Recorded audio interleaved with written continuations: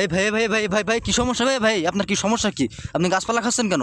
ভাই আপনার কইন না ভাই, আমার দুঃখের কথা আপনার কইন না। কেন কি কি দুঃখ একটু শুনি ভাই বলেন কি সমস্যা কি আপনার?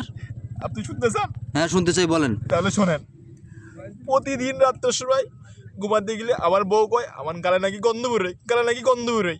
এর জন্য আমার বউ আমার একটা কাক আর বললাম না, তাই আমি বাধ্য হয়ে এই খাচ্ছি। তো ওই খালি কি আপনার গালের গন্ধ চলে যাবে? আপনার এই বুদ্ধি দেশে কে?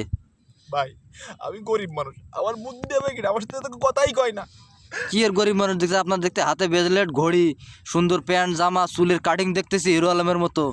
তা আপনি এসব এসব পাইছেন কোন জায়গা? কি শ্বশুর বাড়ির থেকে যৌতুক টতুক দিয়েছে নাকি?